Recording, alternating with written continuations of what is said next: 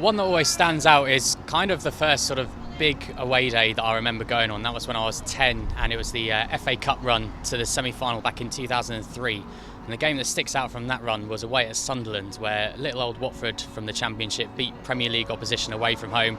I still remember standing in the stands on the seat because I couldn't quite see the pitch, watching Tommy Smith's penalty be saved and then have to be retaken, and smacking the keeper's hand and going in the back of the net. And that's a game that still sticks with me to this day. I remember coming here when Watford played Liverpool in the Cup. There was 33,000 here, and I came here when Manchester United played. Dennis Law scored both the goals for Manchester United. Of course, all the trips to Wembley, the Cup finals, semi-finals, and the trip to Cardiff for the playoff final. The 8-0 against Sunderland, I can never forget that one. Or the 7-1 against Southampton when we were 4-0 down from the first leg. That's quite a few memories, isn't it? Oh, well, I've been here for like 40 years. My favourite memory is of the UEFA Cup home tie against Kaiserslautern in the first round of the UEFA Cup in September 1983. Do you want to set the scene for me? Yes, we'd lost 3-1 away from home in the first leg, and it was a warm September evening, and there was a big crowd. I was standing on the Vicarage Road terrace underneath the scoreboard.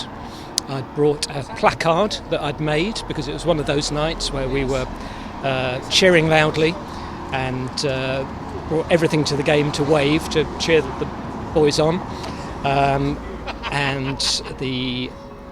It was darkening at about 7:30, and the floodlights were on, and the team were wearing black shorts, which I think was unusual for that game, because I think we were usually in red shorts.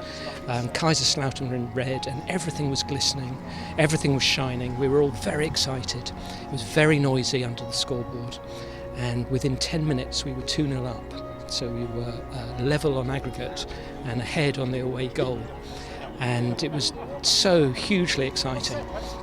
And we held on to that for the whole of the first half, and then in the second half we got a third goal that put us ahead on the night and in the tie. And we clung on, and at the end of the game we'd won 3-0, which meant it was 4-3 to us on aggregate, and we'd won through the UEFA Cup round, and we went on to play Levski Spartak Sofia in Bulgaria in the second round. When Leicester missed the penalty and Didi went and scored on the other side. So I still remember we literally went absolutely mayhem. The whole pitch was raided. Still remember I couldn't even find my top. I lost my Watford top that day. That's one of my craziest memories I've been to. So I would definitely say the FA Cup semi-final. So when Delafeu scored the goal, obviously it looked like we were going to lose, but it was a great moment. So yeah, first FA Cup final in many years. So yeah. Yeah, mine I think was probably the playoff final in 1999.